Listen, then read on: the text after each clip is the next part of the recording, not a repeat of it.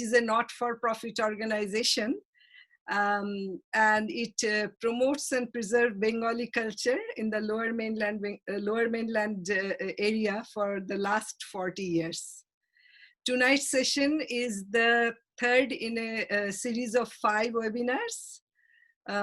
Before I introduce our moderator, I would like to just ask Dr. Otri Chatterjee and Madhumanti Mandal to show their faces, because they're the one who are taking care of the technical side of it. And Bhaskar is also there, but today he's an attendee there. So I invite Shravana Dasgupta. She will be the moderator today. Is Shravana there? Yes, I'm here.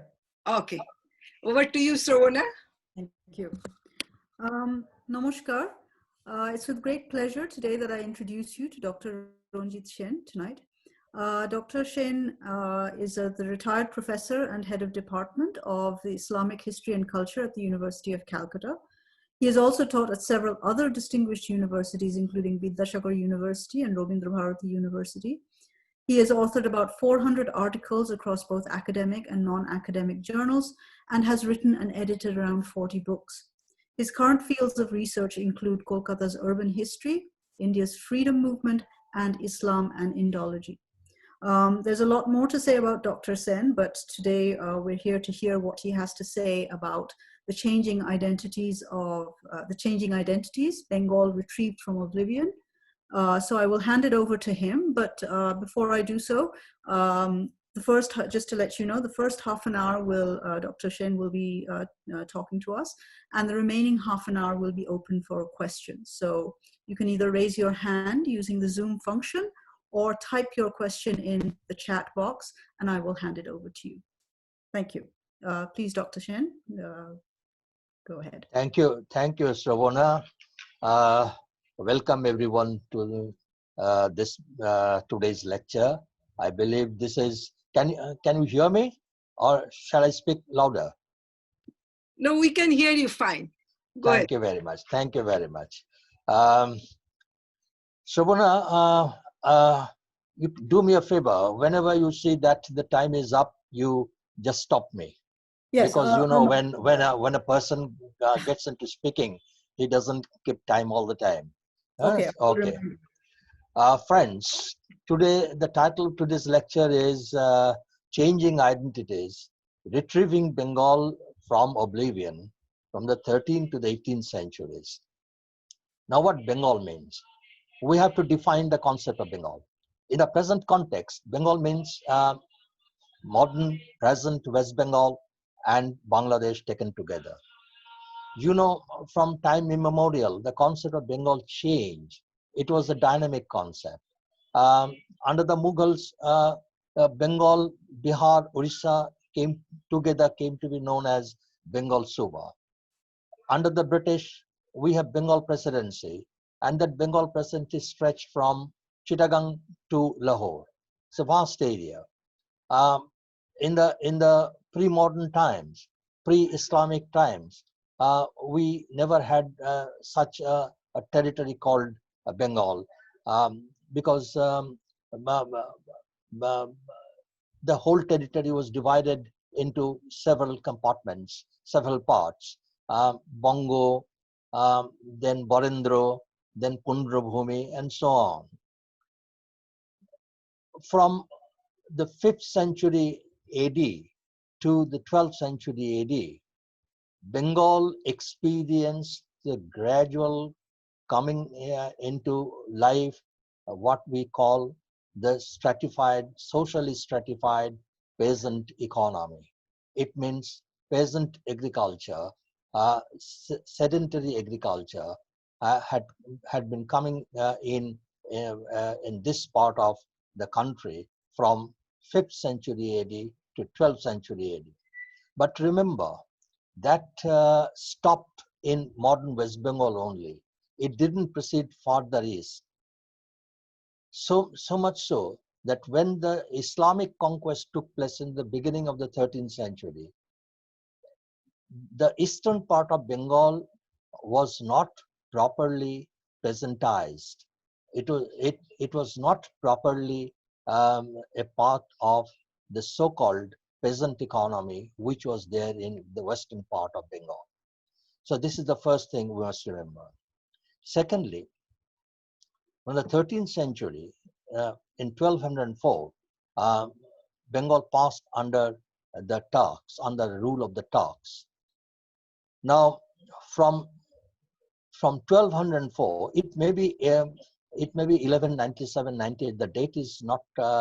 We are not very sure about as to which date the Islamic conquest took place.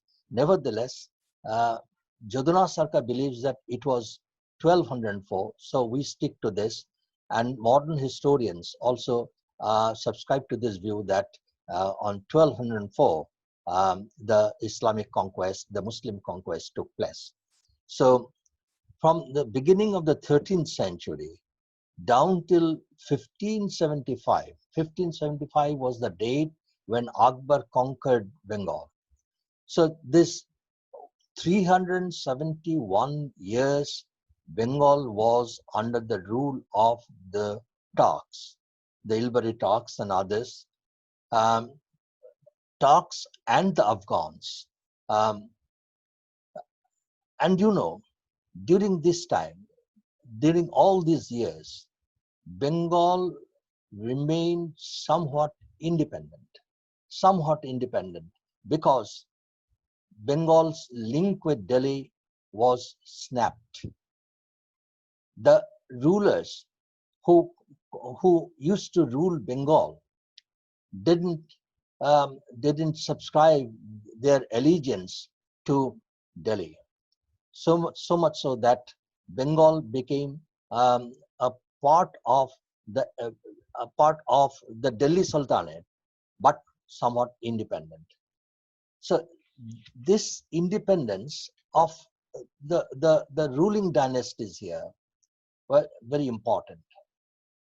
There was no one single ruling dynasty that ruled Bengal, that governed Bengal, that administered Bengal. There were many, from time to time, several successive rulers and successive dynasties ruled Bengal. The result was that there was no continuous uniform governance under which Bengal was supposed to be during the entire period. Secondly, as our link with Delhi was snapped, the inflow of mankind, the inflow of Islamic talents, the inflow of Muslim talents from the west and the north and the northwest stopped. Once this flow of humanity to Bengal stopped, what happens? The ruling power that is here in Bengal, the rulers of Bengal, they get indigenized. They become a part of the indigenous population of the country. So the rule became indigenized. So keep all these words in mind because these will be the preliminary words with which I'll enter into the subject. Second, to start with, those who ruled Bengal right from 1204 to 1947, you remember, none of them had a real love for Bengal. None of them had a real love for Bengal.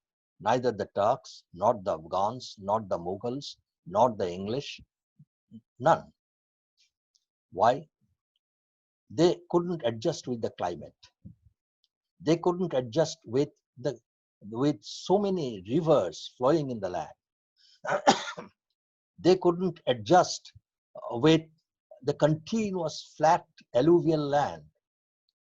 They couldn't adjust with the sort of diet the people of Bengal used to have during that time. Those who came from the deserts, those who came from the mountains, they subsisted on meat and wheat. Here in Bengal, people used to subsist People used to live on fish and rice. So the diet specific existence didn't tally with each other. This is one thing. Secondly, um, so many rivers um, was one thing with which they couldn't take into confidence. The English, they were islanders. They used to live in an island which is surrounded by sea. The Arabs came from deserts. The Central Asians came from mountainous areas. So they never had any good liking for the territory where where they lived. They couldn't take Bengal as their adapted home. So this is the first thing. Secondly, um, the concept of socio-political discourse on Bengal evolved from the time of the sultans.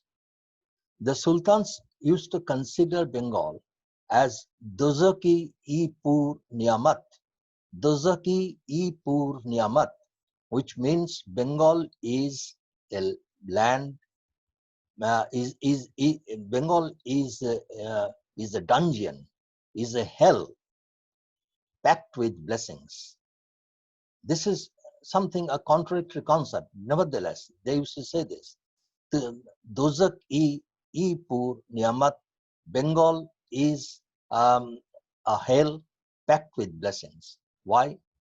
Food was plenty here, plenty food, and for many years, for centuries, Bengal was flooded with bullion. Bengal was flooded with silver and gold. Out of this, the concept of Sonar Bangla, Bengal of gold, golden Bengal has emerged. Um, whoever controlled Delhi had a propensity to come to the east, to move to the east to reach Bengal, so as to control Bengal, not because of Bengal's rice and textile commodities, but because the bullion. And apart from Bengal, there was only one other part of the Mughal Empire, that was Gujarat, from where bullion, silver and gold used to flow in. But it was, Gujarat didn't compare with Bengal so far as the influx of bullion was concerned. In Bengal, it was tremendous influx of bullion. This is one thing you must remember.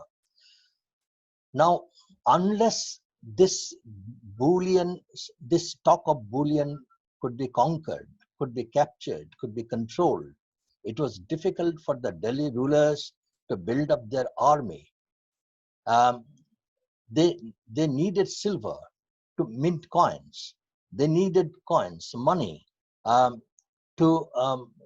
pay for their soldiers. No empire can exist without the support of soldiers. Every empire is a system of force, and every empire needs a kind of military support. So bullion was essential to Delhi, and for minting money, and money was required for maintaining the army, and army was required to keep the empire going, so that the empire doesn't stop functioning. So this is the first thing. Because of this, the Delhi wanted to control Bengal from time immemorial. But what happened? Bengal rulers, the sultans, they got snapped from Delhi. The connection between Delhi and Bengal stopped during this period. And as this happened, the sultans of Delhi needed a kind of manpower base. They have to have a humanity that will act as a cushion for the empire. So they built up their connections, their links with the local people. In order to do that, they introduced Arabic and Persian, but that was only at the state level. If you want to involve the local people into administration, you have to give them some kind of liberty. You have to accept, admit, acknowledge the language, the pattern of life of the local people. This is very important. Otherwise, the local people cannot have any cooperation with you. So the Delhi Sultans developed a kind of affiliation with the local people, with the people of Bengal. So this is very significant. You must remember. In doing that, their main concern was revenue. Their main concern was extraction of the social surplus, extraction of money, the tribute, extraction of tribute. They have to have tribute moving upward, reaching the state, reaching the level of the rulers. So who will give them the knowledge of the Brahmanical system of revenue, the Hindu revenue system? They had no knowledge. The Muslim people had no knowledge whatsoever about what the Hindu revenue system was like. So they allowed Bengali language to function, to flourish. This is very significant. The modern Bengali language started flourishing under the Muslim rule, under the rulers. This is the first major identity build-up that had started under the Muslim rulers. This is important. Now, in doing that, the state offered some kind of freedom to the local people, so that the local people can be associated with the administration itself. Now, you must remember that the language of the local people was Bengali. So that in the revenue administration, Bengali culture came to be associated, Bengali language came to be associated. And along with some stray Sanskrit also came to be associated. Persian was there as a part of the language for the state functioning. The Arabic was there as a part of the language of the elite, ruling elite. And then Bengali came as a subsidiary and subsequent language that could galvanize the revenue administration of the time. So this is very important. Now, I told you that when this was going on, there kind of a partnership developed between the state and the society. This is significant. This is significant. A partnership developed between the state and the society. This partnership continued for centuries, and this partnership came to be snapped only in 1905, when Bengal was partitioned under the British. The Bengali mankind developed in course of these centuries, in spite of the basic dislike of the rulers for Bengal and for the Bengalis. You will be surprised to learn that Abul Fazl, the principal advisor of Akbar, he said that Bengal is Bulgak Khana. Bulgak Khana means the house of turmoil. Why this is called the house of turmoil? Because he said there the climate used to conspire against the basic functioning of a good civilization. The climate used to influence the land, and the land and the climate together influence the people. This is Abul Fazl's philosophy. I have all the quotations here because time is short. I don't read out the quotations. Now, um, this was there. This kind of I mean, this kind of odium that was heaped upon Bengal at the time. But in spite of this, the Bengali people and the Bengali culture developed under the patronage of the rulers, the Islamic rulers, the Mughal rulers. One important factor why this culture developed, not only because of this partnership between the state and the society, not only because the Bengali culture was accepted as revenue parlance in all revenue administration, but there was another factor. That was the coming of Vaishnavism. Vaishnavism, um, you know, um, it functioned under Hussain Shah's rule. Sri Chaitanya introduced a kind of culture which in the 16th century brought about a tremendous renaissance in the country. How? First, it banned consumption of liquor, Vaishnavism. This is important. From 16th century onwards, the consumption of liquor in the cultured society of Bengal started going down. In spite of the coming of the Muslims, in spite of the coming of the Muslim aristocrats, this happened to decline. Secondly, Vaishnavism introduced women to the world of knowledge. And Jaduna Saka says that this is one of the most outstanding things that happened in the 16th century, that when women in other parts of India didn't have any access to knowledge, here in Bengal, women for the first time under the influence of Vaishnavism got tremendous access to the world of knowledge. This is the second thing. Thirdly, Vaishnavism built up a concept of mass congregation, Nam Sankirtan. They used to chant Hare Krishna together.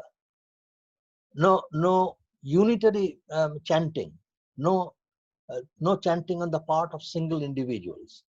They used to dance in trance, and the whole society joined in it. The kind of mass movement. Now the question is, why did the Muslim rulers permit them to do this? Because Vaishnavism was to the advantage of the Muslim rulers. First, Vaishnavas did not and do not take meat as a part of their diet. They do not take fish, they do not take egg. So the animal protein and protein is absent in their diet. The result is that the meat eating, the flesh eating Muslims, particularly the Muslim aristocracy, was immune from the threat of food shortage. They became immune from the threat of food shortage. Secondly, the Vaishnavas, because they did not take a protein diet, their basic spirit to revolt, to resist, to rebel was absent.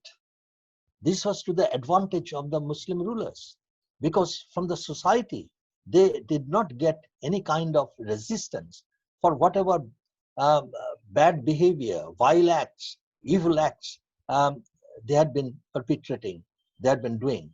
So the state became immune from the kind of threat that used to come from a rebellious mankind. So this was a gift of Vaishnavism to the Muslim state. Thirdly, Vaishnavism cut across the concept of caste. No caste. This is very significant. Once this is done, the whole labor force became free, released from being quarantined. That was the time, you will kindly remember, that when the eastern part of Bengal was undergoing a kind of transformation. The delta formation started long ago, the prehistoric time, but it was going on throughout the course of the 15th, 16th, and 17th centuries, up till that period. When the rivers started moving, mostly disgorging their supply of water to the east. The rivers used to send the bulk of their water to the east. This happened from the late 15th century and early 16th century onwards. The result was that from Rajmahal downwards, southwards, the entire flow of water to all tributaries and distributaries of the Ganga started drying up.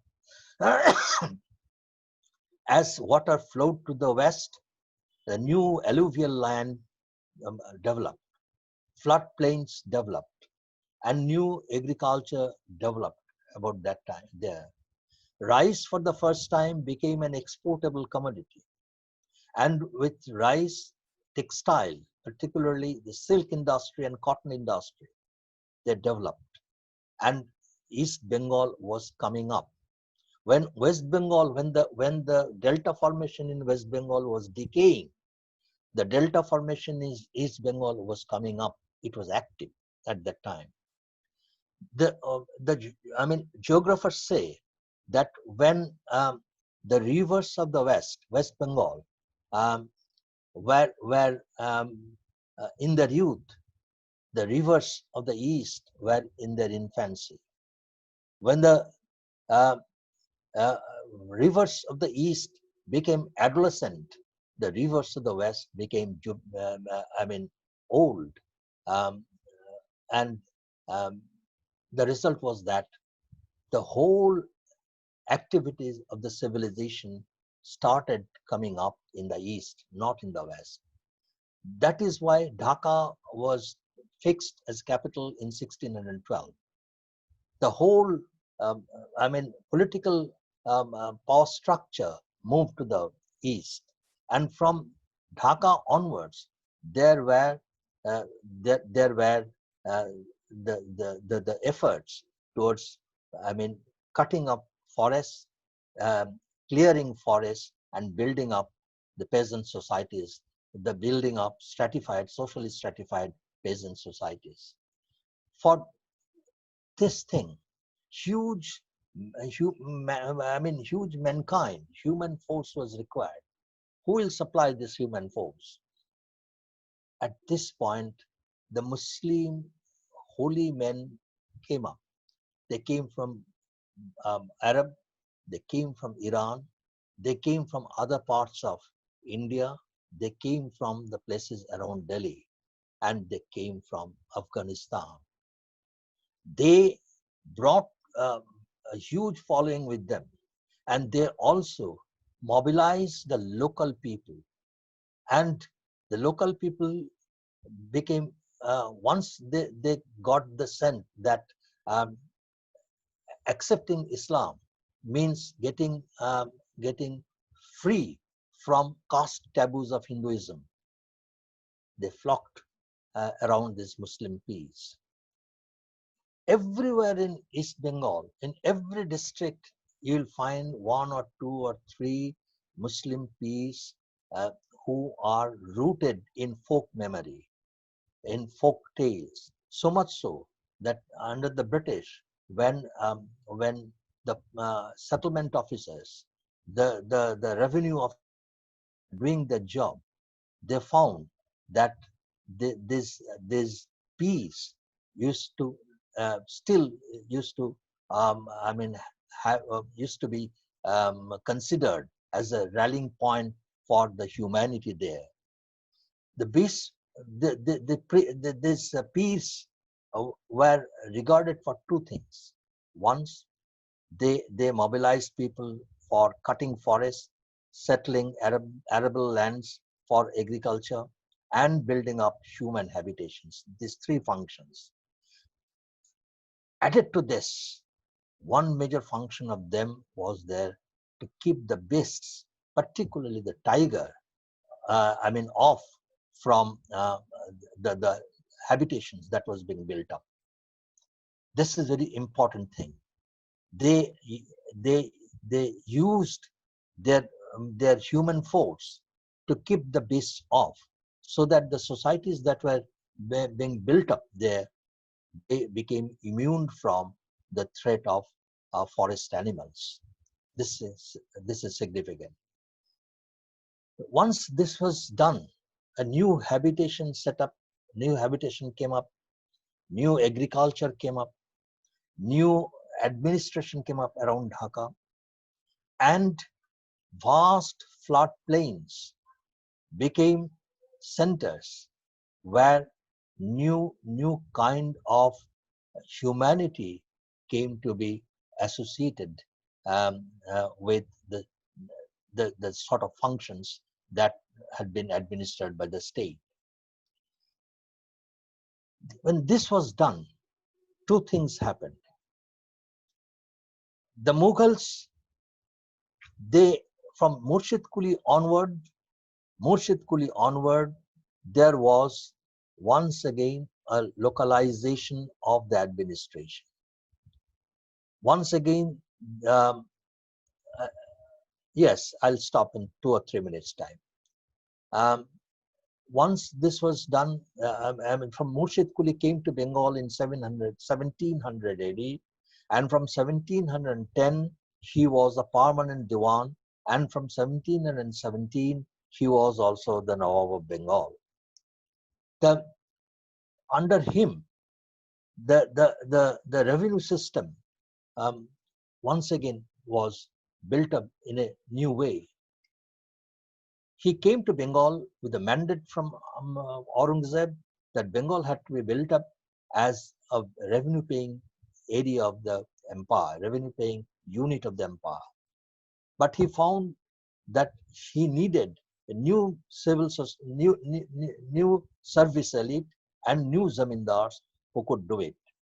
He incorporated the Hindus just as the sultans did in the past. They incorporated the Hindus into the system, and the zamindaris were mostly packed by the Hindus. The revenue administration was packed by the Hindus. The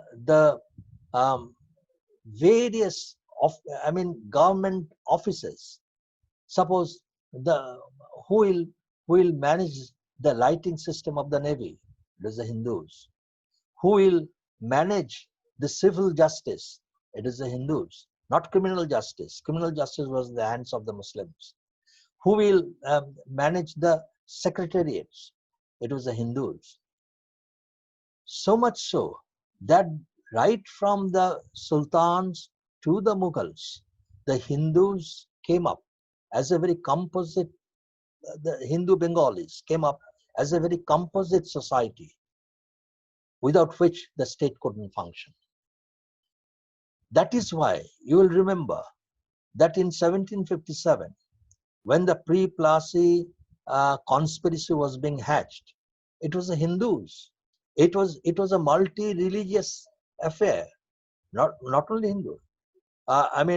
Maharaja Krishna Chandra of Nadia, the great authority of the Hindus, he was there. Raja Rajballabh is a Hindu, he was there. Omi Chand, the Sikh, he was there. Mirzafar, a Muslim, he was there. Clive and Watson, they were Christians, they were there. So it was a multi-religious system under the leadership of the Hindus and under the leadership of the Jagat Seth, who were Jains. So Hindus, Jains, Sheikhs, Muslims Christians, all together formed this conspiracy under the leadership of the Jagat Seth, because Jagat Seth controlled the money. So this was the thing. The basic identity of Bengal was that the Hindu Bengalis coming up in spite of the rule of the Muslims in course of the last 500 or 600 years. So much so that when the East India Company came to rule in Bengal, they needed a stock of mankind who could act as the basis of the empire. They found this Hindu humanity, Hindu Bengalis, as a readily available mankind, readily available human force who could be used as partners of partners in the process of the empire building. So they were taken in. So we will be wrong to say that the Bengalis, the efflorescence of the Bengalis took place under the English. No.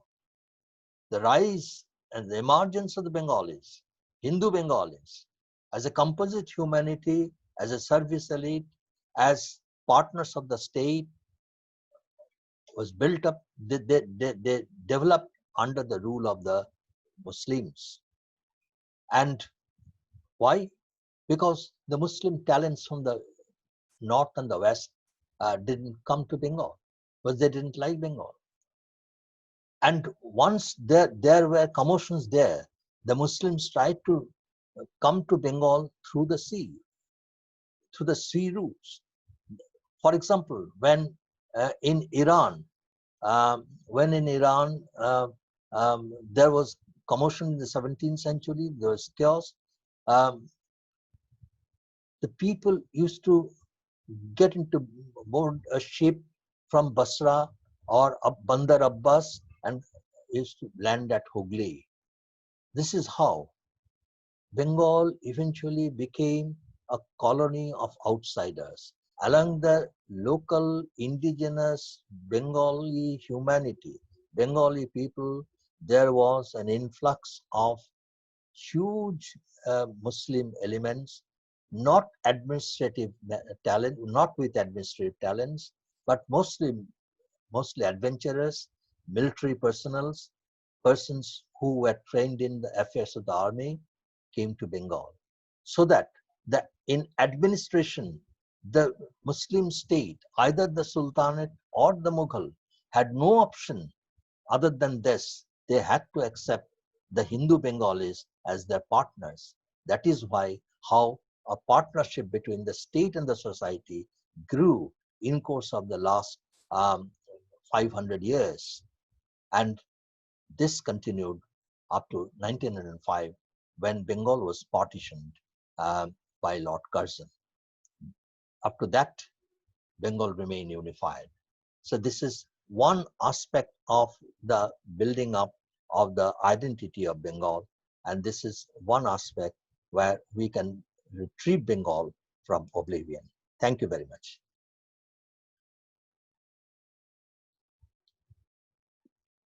Thank you, Dr. Sen. That was a wonderful talk, very illuminating. So we already have a couple of questions. I will read out the first question for you. So Nolina Bhattacharya asks, where did the bullion come from in Bengal? We did not have mines. Was it because of trade Bengal had with the rest of the world? Yes, it used to come through trade, mostly through the oceanic trade, and mostly later years through the trade of the Portuguese, the Dutch, the English, the French, from trade. Bullion was, one minute, bullion was minted in, bullion was, silver was extracted from the mines of Mexico. It went to England. I tell you, this happened in 16th, 17th, 18th centuries.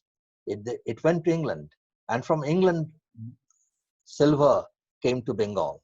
because Bengal trade was a very, very flourishing trade about that time. I didn't take into account the trade part of my speech because time was limited.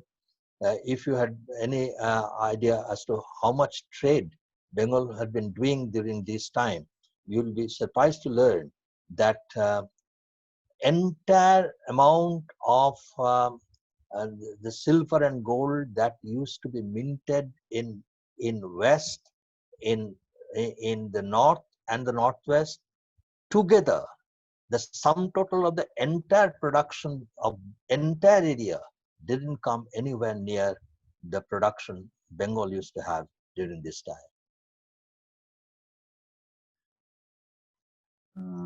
Thank you. There's also a follow-up question from Nolina Bhattacharya. He's asking if you could suggest a good reference for the source of bullion in Bengal. You read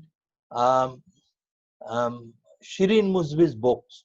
Shirin Muzvi, she has worked on it. You read Richard Eaton's book. You keep in mind these two names. You search Google, you search internet, you'll get plenty of books. These two names are very important. Eaton, Richard M. Eaton, Islam and Bengal Frontier, and Shirin Muzvi, the book on bullion during the time of the Mughal Empire. This is very important. I think Shupriyadi has a question. Shupriyadi, you can, and there is another question from the audience. Thank you, Dr. Sen. Vision interesting. I have one question. You said to understand the Brahmanical revenue system or Hindu revenue system, the Mughals, they had to nurture Bengali or encourage Bengali. What about the other parts of India? How did they do it? Because that system must have, their revenue system would be the same, right? The Hindu revenue. Yes. Everywhere, everywhere there was the cultivation of the vernacular and the local culture. Okay. Under the Mughals. That's why the Mughals didn't do that. Oh, sorry. That was done only under the Delhi Sultanate. The Mughals, since the time of Akbar, they introduced Persian as a lingua franca, and they introduced Persian as the only language that could be used in revenue administration. So much so that there was a massive conversion from the vernacular and the Sanskrit to Persian language, with the result that in Bengal and everywhere else, in Bengal particularly, everyone was forced to learn Persian. Okay. And as a result, from the Mughal period onwards, Persian words and Arabic words infiltrated into Bengali language. And even if you read the 19th century Bengali literature, early 19th century Bengali literature, you'll see that plenty of Arabic, Persian words are being used as Bengali words. Okay. And they used to quote from Arabic scholars, Persian scholars in Bengali literature. So this is very important. Okay. Thank you. Next question, Shravana, you can go ahead. Next question, Archana Datta has her hand up, so I'll hand it over. আমি সবাইয়ের অনুমতি নিয়ে একটু বলতে পারি কি, বাংলায় প্রশ্ন করতে পারি কি? আমাকে করতে পারেন, সবাই যদি অনুমতি দেন। Sure. আমরা তো সবাই বাঙালি এখানে, তাই জন্য আমি এই সাহসটা একটুখানি দেখিয়ে ফেললাম। আমার প্রশ্ন হলো যে জগৎ শেঠের কাছে অনেক, আমি যতটুকুনি জানি, নিহার রায়ের বাঙালির ইতিহাস থেকে জগৎ শেঠের কাছে অনেক ধনরত্ন ছিল, কিন্তু আপনি যেটা বললেন সেটাতে এই যে বুইয়াগুলো যেগুলো এসেছে সেগুলো এসছে ওয়েস্ট থেকে, ভারত বাংলাদেশে ছিল না। কিন্তু জগৎ শেঠ তো অনেক পরের, আর এই ডাচ, তারপরে ব্রিটিশ, ফ্রেঞ্চ, এরা যারা নিয়ে এসছে তারাও তো অনেক পরের। তো তখন তার আগে থাকতে যখন আপনি বলছিলেন যে বাংলা খুব রিচ ছিল, অনেক ধনরত্ন ছিল, সেইগুলো কোথা থেকে এসেছিল এবং সেগুলো যখন অন্য জায়গায় চলে যাচ্ছিল বাংলাদেশ থেকে, তখন কি কেউ তার প্রতিবাদ করেছিল? খুব ভালো প্রশ্ন। আপনার প্রশ্নের মধ্যে আমি বাংলায় বলবো না ইংরেজিতে বলবো? আমার দুটো কোনোটাতেই আপত্তি নেই। I think Dr. Shen, if you can say it in English, because there are people who. I'll speak in English. Okay. Your question has two parts. One is, where from did the bullion come prior to the coming of the Europeans? This one. And where did the bullion go? And was there any objection to this exit of bullion from the country? Okay, am I correct? Okay. Yes. Now, you know, right from the time of the Buddhist Buddhist influx in Bengal, the whole Bengal system, Bengal industry had been developing very much. Why? Because Buddhism built up an oceanic connections with Southeast Asia. And this is significant that the Bengali merchants used to do the oceanic trades right from the 10th century AD. We have records from the 10th century onwards. The Bengali merchants had been doing the oceanic trade, overseas trade. They were moving to the overseas trade centers, and the whole of Southeast Asia was being colonized by the Indians. Buddhism was spreading from India, from Bengal particularly, to those places in Southeast Asia. So bullion was coming in. The Bengali merchants surrendered the lead in trade only in the late 16th and early 17th centuries to the North Indian traders, the Marwaris, the Punjabis, and the Afghans. Later on, also the Armenians also joined in. So the Bengali merchants handed over their lead in trade to these people. These Indians surrendered their lead, surrendered their control of the trade to the Europeans from the middle of the 17th century onwards. From the middle of the 17th century to the 18th century, when the British Empire had been coming up, trade was controlled by them. So this is one thing, how bullion came with the help of the Bengali merchants who had been doing the overseas trade right from the 10th century onwards. This is an exit of bullion from. So far as the Sultanate was concerned, bullion did not move out of Bengal very much. This is a very paradoxical thing, I'll tell you why. Bullion did not move out of Bengal very much. Bullion started moving out of Bengal under the Mughals, because as part of tribute, huge tribute. For example, under Murshid Quli Khan, 1 crore 40 lakhs of rupees, 1 crore 40 lakhs of rupees was sent in coins, in bullion, from Murshidabad to the emperor who was there in the south fighting his imperial wars there. Now, exit of bullion was this.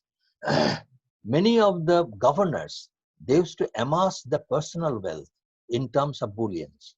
And when they went out of the country, it was not the system under the Mughal, under the Sultans. It was the system only under the Mughals, that officers, governors used to come from outside, stay here for some times, and then move out once again with the stock of bullion they amassed for themselves. this happened only in the under the Mughals. Bullion used to go out. Now, because of this huge exit of bullion, there was no inflation in Bengal for last 500 years under the Muslim rule.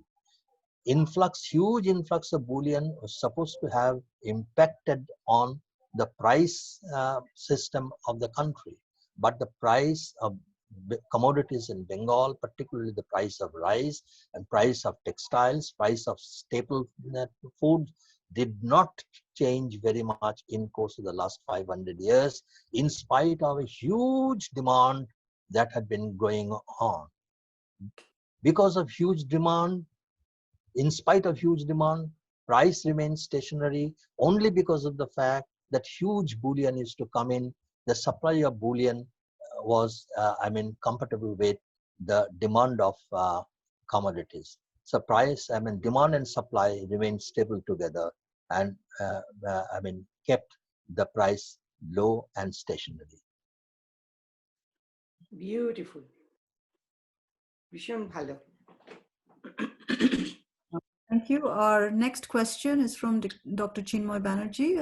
Dr. Banerjee, please go ahead. Can he be unmuted?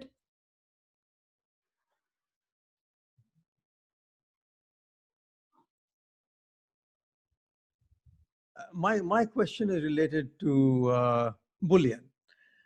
The point is, bullion comes into Bengal in exchange of commodity, of something. And so what exactly is Bengal trading? Because from what I understand from Richard Eaton, is that Bengal is considered the richest part of India. Absolutely, absolutely. Bengal, not only Eaton, all historians and all economists say that. Bengal was the richest part of India. So everybody wanted Bengal, everybody wanted to go to Bengal because of wealth. Now, Bengal's wealth is coming from what it produces. The bullion is not produced there, bullion is coming in there. And the bullion is coming because Bengal is producing something which everybody wants. And the Europeans bring bullion into India and into Bengal particularly because they don't have anything else to exchange, as they do in China, which is why they prefer to conquer it rather than spend all their bullion. So what is it? Where is it that Bengal, what is Bengal sending out apart from textiles, which of course is major from what I understand?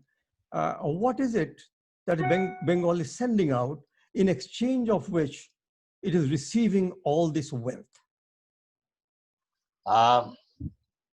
From 10th century onwards, Bengal had been exporting very much textiles, cotton and silk from 10th century onwards. From the late 15th and early 16th centuries, rice and agricultural produces become, exportable commodities. This is for the first time ever in the history of Bengal that rice and agricultural products become exportable commodities, surplus and exportable commodities in Bengal. These commodities, cotton, silk, and agricultural products, these move out in two directions. First, through the seas. And I told you that the rivers used to, for a long time, the trend of the rivers was to move to the east.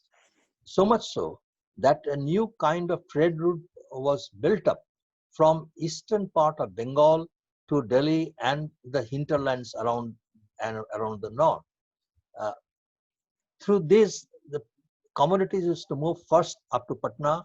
From there, it is to distribute in the central India, and from Patna to place stations near Delhi, from where they used to move around to northwest and western India. So rice and agriculture produce used to move from East Bengal. You'll be surprised to learn that Portuguese built up their station in Goa, And Goa had to depend upon rice from Bengal. Without supply from Bengal, Goa used to starve. Entire the Karnataka zone used to subsist on the rice from Bengal. So this is one thing. And mainly bullion came from the textile and the silk products of Bengal. There was one more additional thing, that is everything connected with Buddhism. Buddhism was exported from Bengal to Southeast Asia. And once it moved out, the religious components of culture, they used to return with bullion. Without bullion, for example, Buddhist temples used to be built up there. Expertise had to move out from Bengal. This was done only in exchange of bullion.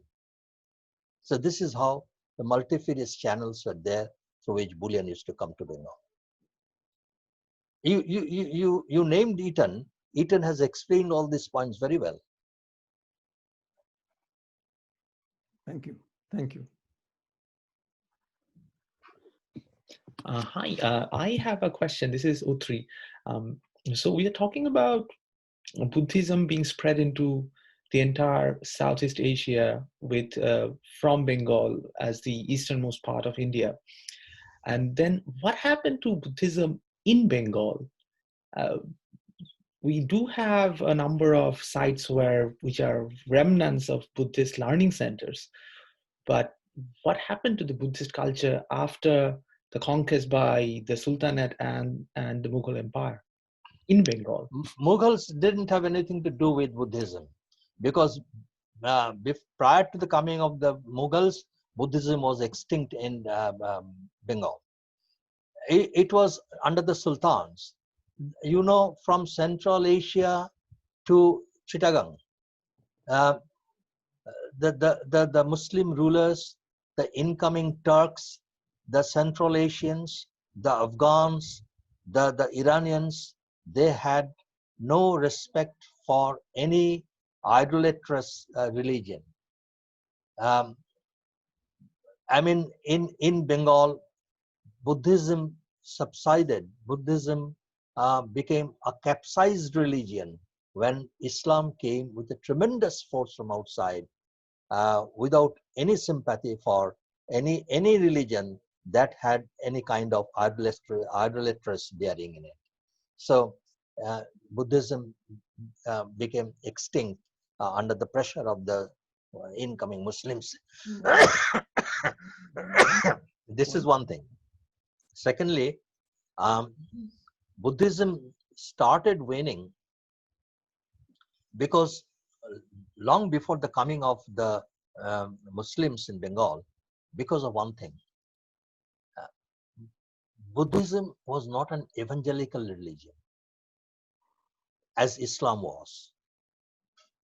Buddhism didn't have any aspect of cultivating the local populace in terms of their lifestyle. So in the general lifestyle of the functioning of the laity, of the lay people, Buddhism didn't involve itself as a very major component of life. Because of this kind of resignation, because of this kind of retirement, long before the coming of the Muslims, Buddhism became a marginal religion everywhere. Unless you become evangelical, unless you become a part of the everyday lifestyle, you cannot subsist. You can subsist if the state and the rulers patronize you. This patronization was not there under the Mughals. So this is the thing, absence of the rulers' patronization, absence of failure to become a part of the everyday lifestyle of the people, and part under the impact of the Brahmanic culture. that the Shainas brought from the South India. They brought Shaivism, very powerful, active Shaivism. Buddhism got almost, went into hiding before the coming of the Muslims. And once the Muslims came, they finished the whatever remnants the Buddhist culture was there in Bengal.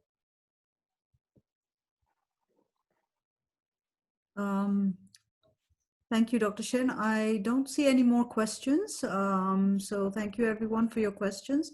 I will now hand it over to our president, Mr. Supriya Bhattacharya. I thank everyone who had asked me questions and enlightened me that way. I think Nolinakko wanted to know how you spell Musavi, the author.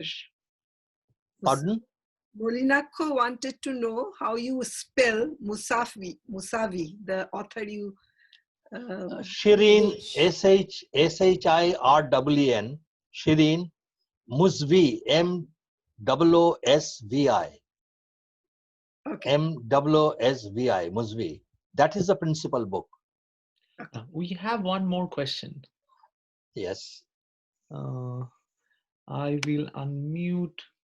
So we have a raised hand from Purabi Das.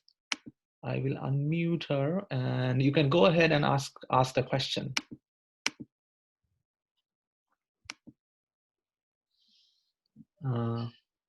Okay.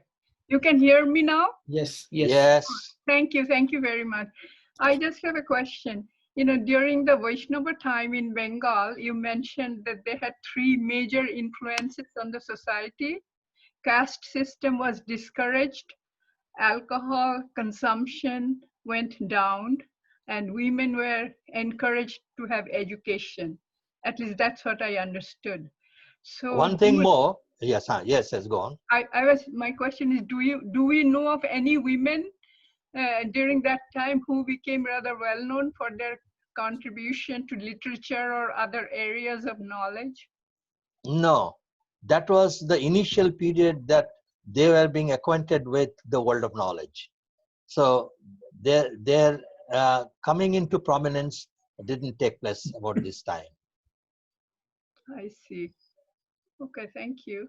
But what about, I was thinking of Mongol Kabba, or they didn't participate in any of the music, the Vaishnavas had all the Hare Krishna and music and all those other kind of music, Vaishnava music, that women did not take part in any of those? Yes, women did take part. That is how they were being introduced into the sort of, the world of knowledge. That is how. I see. Well, thank you very much. Not in terms of, formal literacy. Okay. Thank you. We have one more question from Dr. Tirthankar Bose. So I'll unmute him and please go ahead and ask your question. Actually, it's my question, Mandakranta Bose. Okay, sorry. Not question, just one comment.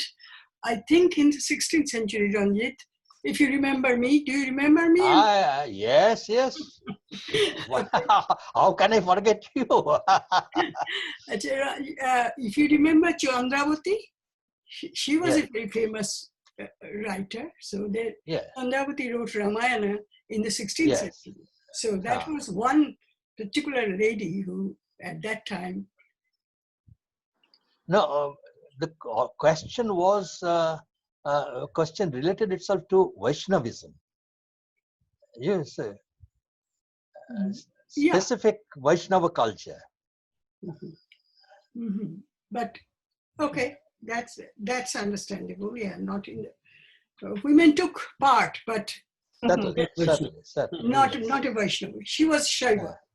Shaiva.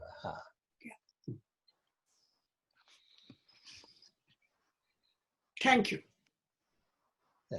Thank you so much. Thank you very much. Onek dhonnobad. Thank you very much. আপনি এতটা সময় দিলেন, এত সুন্দর করে বললেন. We really loved it. One thing, last thing is that, you know, there is a Amir Khushru thing, you know, gar firdoze bar ruwe zamiyas thamiyas tamiyas tamiyas. Ar edige Tamiyas. What did it's here. But in Bengal, they say the dungeon with wealth. Oh, whose court was it? Amir Khusru. No, first one, Hamiyast is Khusru, but you mentioned Dr. Sen that they did not. I got it from Jaduna Sharkar's book, history, but I do not know who used this for the first time, who introduced this concept. But the concept was prevalent during the time of the. It's a hell packed with blessings. Well, thank you very much, and Shobana, Modumanti, that will be great. And thanking, and yes, there is Shobana. Thank you, Shobana, for moderating it. And where is Otri and Modumanti? There they are. The technical team. I have one question. Can I ask? Sure. Could I act up to satisfaction? Oh my goodness. Most definitely. Yes, you did. You are being too. Yes, you did. Yes. We loved it. Thank you very much, everybody. And next Saturday, we'll see you again. Okay? Good night. Good night.